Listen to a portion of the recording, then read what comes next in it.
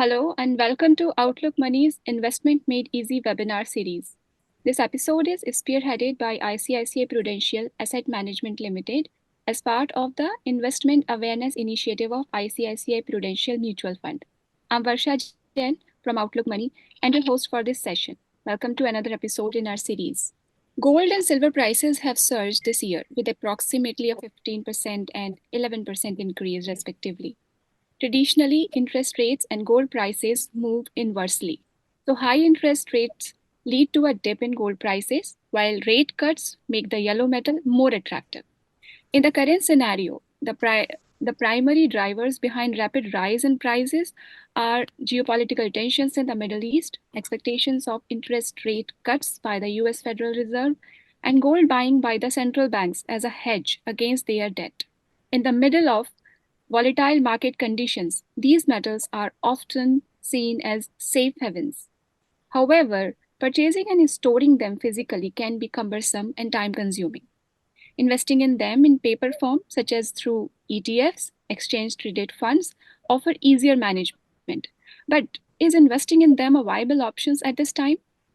Today, we'll delve deeper into gold and silver ETFs, discussing who should consider investing in them, their significance in a portfolio, and what investors should anticipate from these precious metals. Today, our discussion revolves around investing in these ETFs. Joining us to provide insights on these topics are Mr. Chintan Haria, Principal Investment Strategy at ICICI Prudential AMC, and Mr. Bharat Pareek, who leads the product and segment teams at ICICI Securities Private Wealth Management Practice. Welcome, Mr. Haria and Mr. Pareek. So, to begin with, Mr. Haria, could you please elaborate on how gold and silver ETFs function and their underlying securities and the ease of operation for retail investors? So, Varsha, gold and silver ETFs are very popular now. Silver ETFs were launched in 2022. Gold has been there as an ETF form for last 15 years. And with the metals shining, the popularity is increasing. The way they work is pretty simple. When you go and buy on the exchange a unit of the ETF, at the back end, there is physical gold which is stored in vaults. These bars are approved, regulated, audited, and so from an investor standpoint, they really don't need to worry about the purity or the content, etc., of the gold that is stored in the vaults. And there are rules and regulations around what can be taken in the vaults and what is stored behind. So the ETFs simply have gold or silver at the back end. We as an asset management company manage the gold and silver and the insurance risk, etc., for the clients, and the clients get the benefit of the prices of the gold and silver going up or down when they invest in the ETF form through their demat route. So it's making it easy for investors to invest in the gold and silver commodity without having to take the risk of the physical commodity being with them from a liquidity purity standpoint. Thank you. Now, my next question is from you, Mr. Pareek. Could you share your insights on the reasons behind double-digit growth seen this year in these two metals, and if you can provide projections for the future as well? Yeah, thanks. The recent increase in the price, I think you have to go a little bit back in history to really understand from where it's coming from. We had a gold standard, so monetary policies and all the monetary reserves we used to be backed by gold. As late as 1980s, 73% of the world international reserve used to be represented by gold. And when the gold standard was abolished, over a period of time, since 1980s all the way to 2010, for 30 odd years, central banks globally continue to sell gold and replace this with USD and or US dollar as we call them. So over a period of 30 years, we actually not seen accumulation of gold as a store of value or as a store of diversification. And that story changed in year 2010. And that is a time when the central banks globally as a one group started buying a net gold. And this number is now in excess of 1,000 ton every year. Now that is one big change in terms of the entire construct of the gold. Now you have to also understand that, as you rightly mentioned, why anybody will like to hold gold in their portfolio when it's not earning any assets, and as Chintan mentioned, is actually very difficult to hold physically, and you may need a manager to really manage this kind of a storage. and this actually changed the entire contour. And that's why the till you had USD as a one good alternative, you never looked at gold as a store of value. Now those equations have slowly and gradually changed today. First, whether you look at what's really happened in geopolitical, as you mentioned earlier, if geopolitical things are much more volatile, those conflicts are rising, the faith on each other is actually reducing, and as you see more and more developing countries and some other banks believes that you have to diversify away from gold.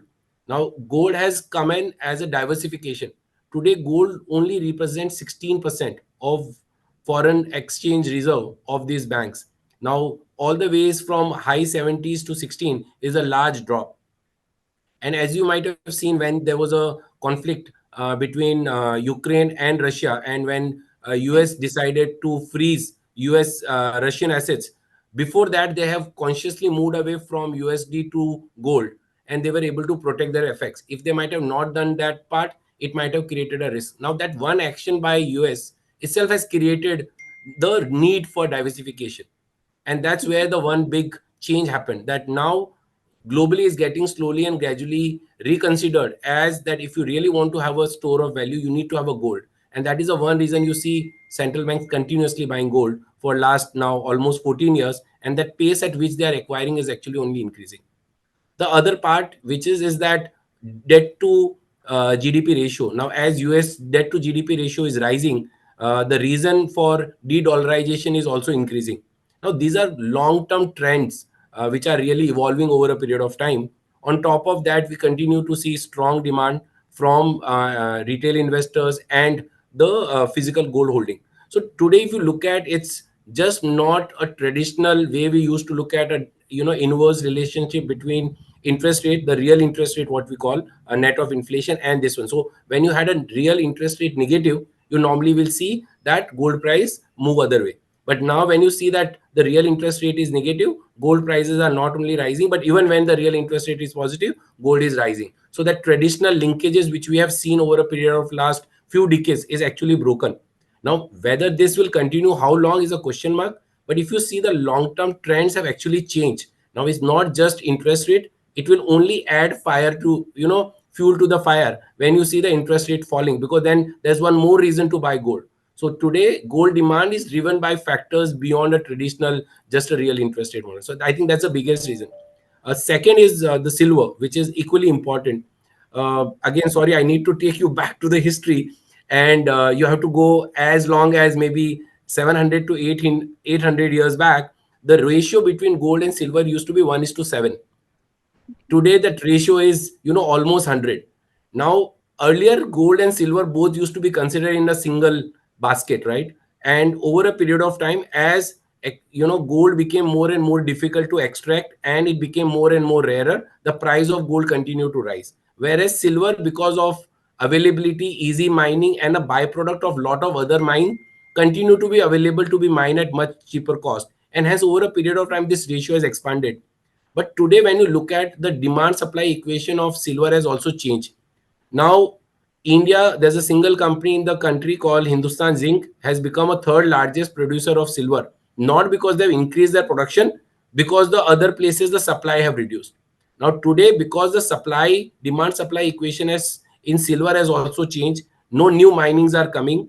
Now the byproduct of silver is also reducing. So you are when you are extracting other mines, silver is reducing, and the use of silver, which used to be traditionally utensils and to some extent industrial investment, it was considered as a low mean of investment. Now that is also coming. So industrialization use of silver is rising, including the EV, new environment, solar panels, new what all those chips and all continue to just for your surprise, the new edge AI chips also use gold as a production. It's very small portion, but just to add, gold is also used in chip making now, just because of the AI chips which you do.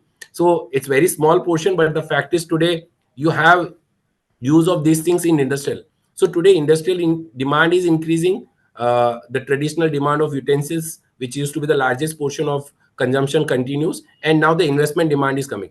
Now that is actually a recipe for a boom out movement in silver, the way we have seen in gold over last 10-12 years. Wonderfully expressed, and thank you so much for taking us into the history and telling all about it. Now, my next question is to you, Mr. Haria.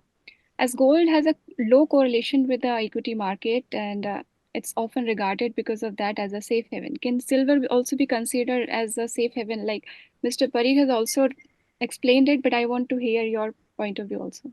So effectively, there was a case earlier where equity markets and gold markets used to move in opposite directions, partly because what you mentioned, when interest rates go up, your equity markets come down. There is a safe haven investing which used to happen in gold from hedge funds.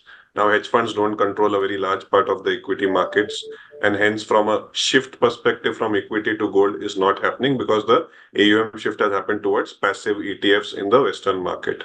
To put it very simply, now the movement of equity is gold or all is risk assets is happening in tandem, and the reversal also is happening in tandem. When there is a risk off environment, there is a sell off in the financial world, and that sell off in the financial world is also impacting gold and crude oil as well and other commodities. So in the synchronized world where what happens with global central banks and their policies is impacting risk assets, gold and equities are actually moving in tandem, as has been seen in the last couple of years, where equity markets have done well. They are at an all-time high.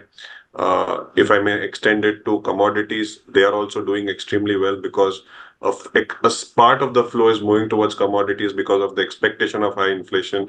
And gold and silver, gold because of the reason that it is safe haven, plus the fact that when people do not know whether bonds will do well or equities, they're coming to gold. So equity is doing well, and the incremental money coming to gold is pushing gold up. And I'm just taking a leaf from what Bharat Bhai mentioned, that global debt to GDP is today 3:1, $300 trillion debt, $100 trillion GDP. There's so much bonds, so much equities, and there is only as little gold as possible. I think about 14 to $15 trillion of gold. So even a small shift from bonds to equities takes gold higher, and hence gold and equities these days are moving in tandem. It may so happen that gold equity markets, because of certain increase in interest rates or global turmoil, may come down. At that point, as a safe haven investment, gold may go up. Silver is slightly different. Silver today, 3 years of consecutive deficit. Production is flat. Demand because of increase in electric vehicles, 5G technology, and solar is increasing at a rapid pace. And so silver is more today an industrial commodity and less as a bullion or a jewelry, etc., which means that with the applications of silver increasing by the day, we are seeing silver demand increasing meaningfully. So silver, irrespective of what is happening in gold or equities, because of demand being strong for new age businesses, is a commodity which is likely to be in a bull era over the next 2 to 3 years, unless there is supply increase, which is not going to happen. At least that doesn't look like, and demand continues to be strong. So silver is in a bull market of its own because of its increased usage or industrial demand, while gold, because of factors apart from its demand, like central bank in buying up equity markets being overvalued, can also do well. So both gold and silver could do well, but the reasons are slightly different. Thank you. Now, Mr. Parikh, are all gold ETFs more liquid than silver ETFs? And what factors should investors consider before investing in them? See, you started with gold ETF, and it's a traditionally been considered as the ETF, right? And that's why it's much more liquid. It's much widely accepted because of almost 15 years we've been having gold as an ETF option to invest. And it's a store of value, right? If you want to buy gold because you just want to buy gold in ETF form and store, so it's more liquid. It's and it's more acceptable as a traditional. Silver is a new product, right? It's a just to tell you, till we had this silver ETF, which was launched by ICICI, I think in 2022, as you mentioned, we had no choice to invest in silver. Silver was not possible to invest. You can't hold that large size silver bars with you and carry over, then store, then the entire ecosystem which you have to manage to maintain that. Now, only recent addition of silver as an ETF as a product has at least provided that opportunity to invest in silver. So I think silver is catching up. Gold has already done over a period of time. So gold is more liquid, but I think silver is catching up very fast.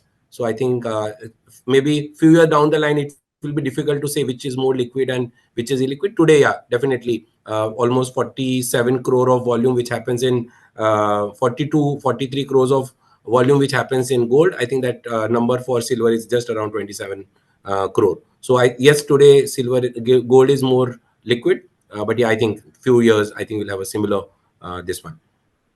While Yes, just wanted investing, I to. think what you need to really consider is a few factors. One is liquidity, how liquid the ETF is, the particular ETF is. Second thing is that what is the bid-ask spread? What I mean to say is that at what rate there is a buyer and seller, and are you really able to execute at a transparent price? The benefit of ETF is the transparency of price, because it is such easily available and traded. If there is any difference in the real price which is on the ground and the ETF, that is taken care by some arbitrageurs. So broadly, it's more transparent, it's more aligned to the movement of the gold price, and the difference of premium and discount compared to the spot price is very less. So it's actually more transparent, much easier to execute. And what you need to consider is the liquidity and the volume, broadly, that is, because that's broadly what reflects the ETFs for you. All right, so silver is comparatively newer than gold, so that is why it is less liquid now. But in future, you see that there are more opportunities for it because of its different usage. Now, coming to you, Mr. Haria, given that gold is primarily used for jewelry, while silver has industrial applications, as you have said, their prices movements are also influenced by different factors. In your opinion, which metal exhibits greater price volatility? So naturally, gold being a store of value and more widely held, and silver being an industrial commodity which is less traded and less held, there is definitely more volatility in silver. Also, because gold is recycled, but silver recycling is not a very large part. If there is a sudden rush in demand for gold, there is a certain level of recycled gold which comes into the system to replace the deficit of production and supply. While in the case of silver, because the recycled silver is not a very big market and silver recycling is difficult to, because it is expensive to do it and it's not viable. If there is a sudden spurt in demand or a fall in production, the supply of recycled silver not being there, the movement of silver prices happens much more. So silver is much more volatile, and history has proven that when there is a rally in silver, it does a lot more in terms of percentage gain. And also the reverse, when the fall happens, silver can fall very sharply as well. And that has been witnessed even recently, wherein the movement of silver is much more than gold when it is moving up. And similarly, when it moves down, it can have a much more movement. So silver is more volatile, but that's the nature of the metal, I should say. But the good news is that going ahead, it may not show that kind of volatility purely because the demand is inelastic. The increase in demand is inelastic. In other words, it is a very steady growth in demand for silver while the production is flat, which means that the volatility of silver prices should be lesser going ahead, at least on the way down. And I think investors worry about the volatility on the way down. I don't think they worry about the volatility on the way up. So if the prices are going up, investors are anyways happy. But I do believe that silver volatility, while prices go down, will come down because of the supply demand being at a deficit for the last 3 years. So while gold will do what it does at a lower volatility as a store of value, and it should be a part of an investor's portfolio, silver, despite being more volatility, we do believe that it should also be a part of an investor's portfolio. 10 to 15% of your portfolio in silver plus gold, in the proportion that your risk appetite allows you, should be good. 70% in gold, 30% in silver is what we would probably feel is a good fit to start with, of course, depending on your risk appetite. Thank you. Wonderfully explained.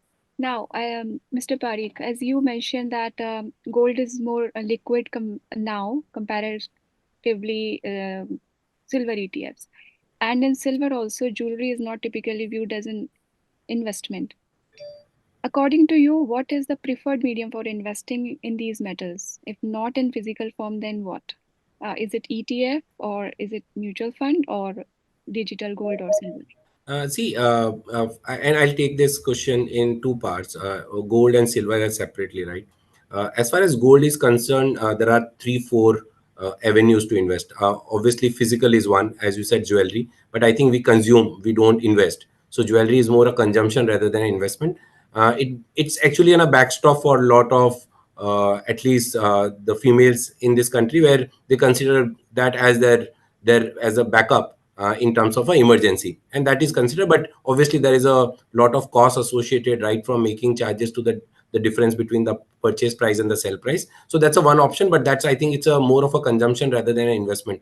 uh, Holding a bar, holding a coin, I think is not a great option in that sense, because it's has a lot of making charges and a price differential in terms of this. In that sense, I think a digital gold, a ETF, and a mutual fund actually becomes a much more preferred choice. As I mentioned earlier, it's a transparent price. You can see the price of the gold, and you know what price you are going to buy your ETF and sell your ETF. You know the price will get reflected in your price. It's easy to store. It's in your demat account. You can easily trade it. You don't really need to bother. It's executed on the exchange. So it's a lot of advantage which comes in. Uh, if you are doing it on an exchange, it comes in the ETF form. You can go to a mutual funds and subscribe without a demat account, also through a mutual fund scheme. So if you don't even have a demat account, you can go ahead and get it done through a mutual fund scheme. So that's also become another way of it. But as far as digital is concerned, I think they broadly all are the same, whether you're doing through a mutual fund or an ETF or through a digital gold. There's another opportunity to invest in gold, at least, is called sovereign gold bonds.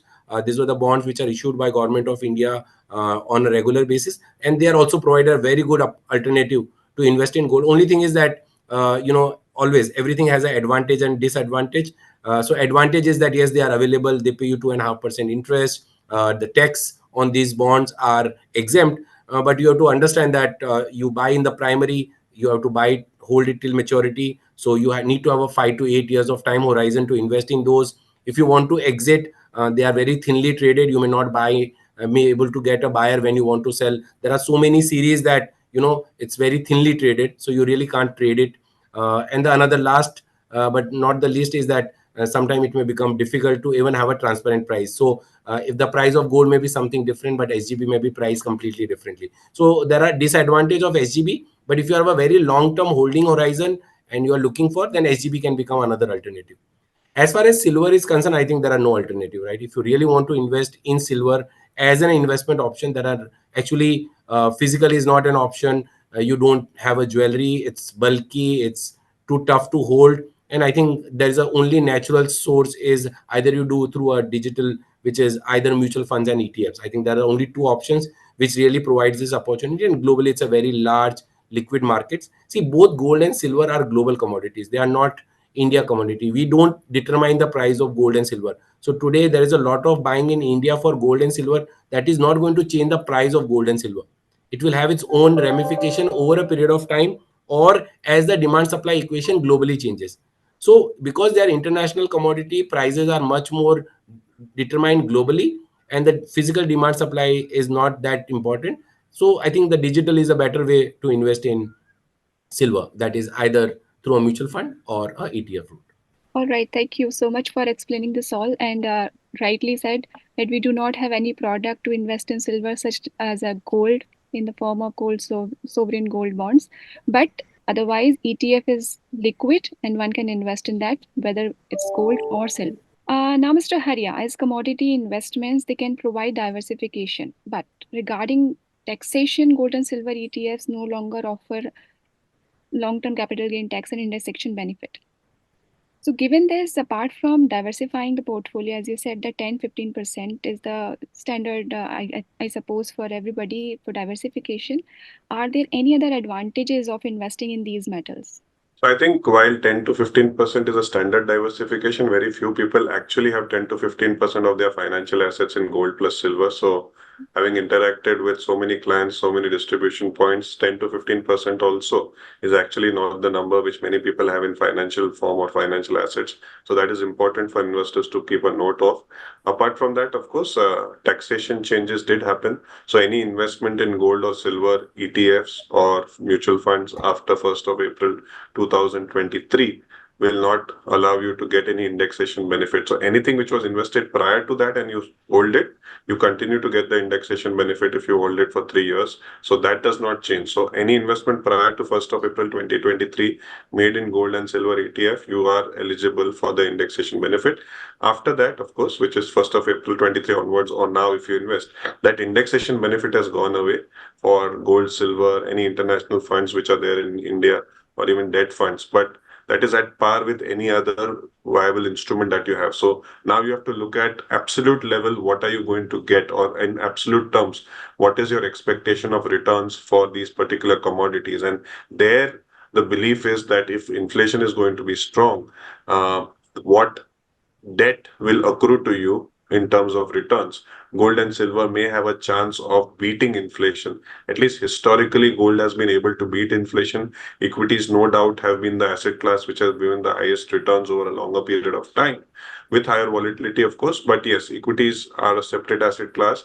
But gold and fixed income, if we compare, it has been shown that gold and maybe even silver over a longer period of time, especially when there is inflation in the economies, have done probably better. So in that respect, while the indexation benefit of taxation has gone away, as a diversifier to your existing portfolio, when equity markets in the last 4 years have done so well, and inflation is beckoning upon us in terms of its increase in the next few years, it makes sense to invest in gold and silver as a hedge against inflation and even global turmoil, which you and I can never predict. So diversifying of portfolio against a potential global ups and downs which may happen. Hence, gold and silver fit in well in your overall portfolio compared to maybe even fixed income or any other asset class. Equity is a separate asset class which should not be compared with gold and silver in general. Thank you. Okay. So these two metals are good for diversification, and 10 to 15, which is thought as the standard percentage to be allocated to these metals in the portfolio. Usually, people are not following it. Considering this, the current scenario, Mr. Parekh, do you believe that this is the right time to invest in either of these two metals? Yeah, I think just like any other market, when you see the rise in the price in the recent past, and you always believe that will I get an opportunity to invest in this particular investment avenue at a lower price. I think that's a very difficult call for anybody to really do and time the market. What is most important is a long term trend and what you have a view over a medium to long term view. And in that, if you are really trying to do your asset allocation, as you rightly mentioned, and Chintan also highlighted, guys, don't follow that approach of investing, actually having a 10 to 15% portfolio.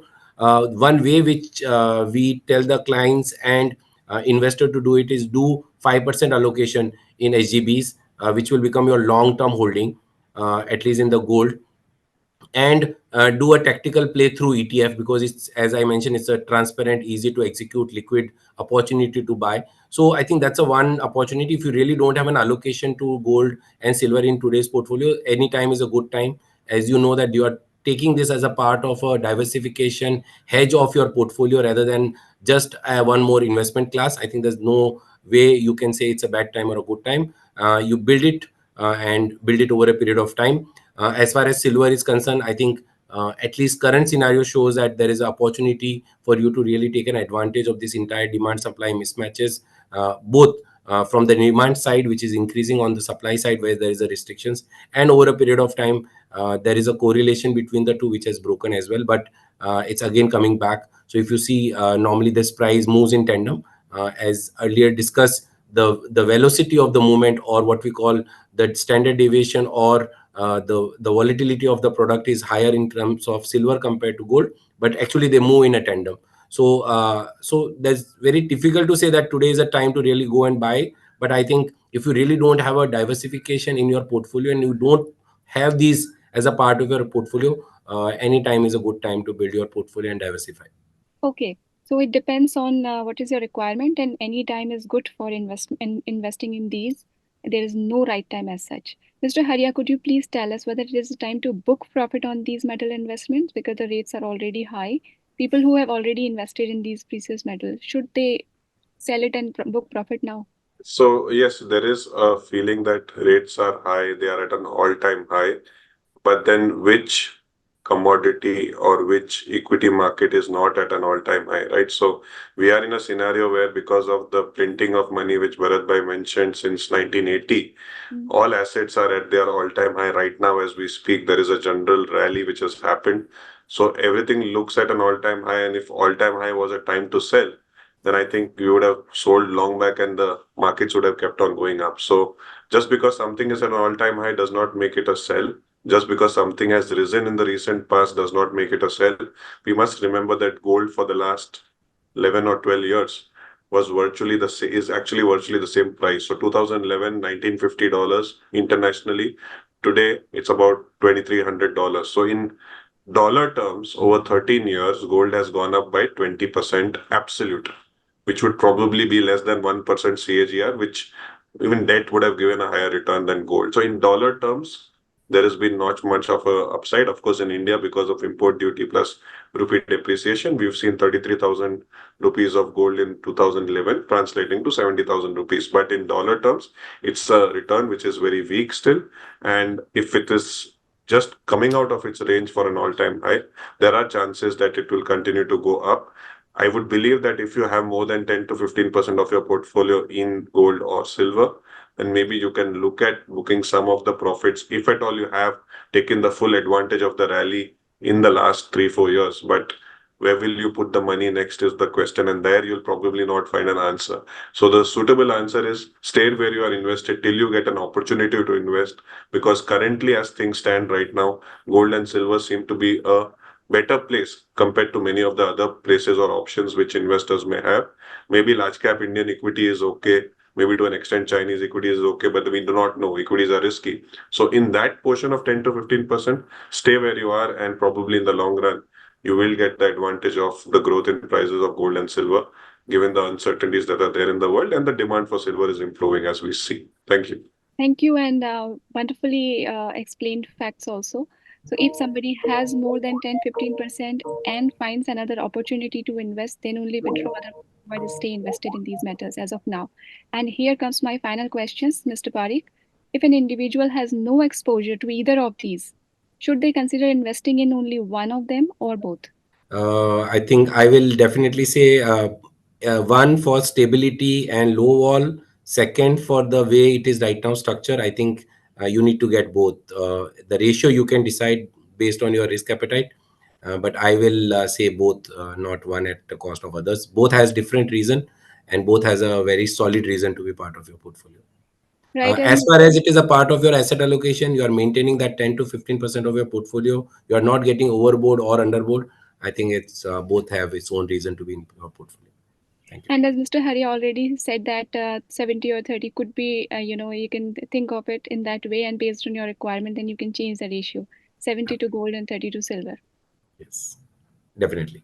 Thank Makes you. sense. I appreciate your explaining and providing clarity on gold and silver ETFs. And the first gold ETFs were launched in India in 2004, and the first silver ETFs was launched in 2022 by ICICI only. They both have different factors behind their price movements and thus the volatility also. As one can use them for diversification, as we have discussed, 10 to 15% of the portfolio, everybody's requirement is as unique as an individual is.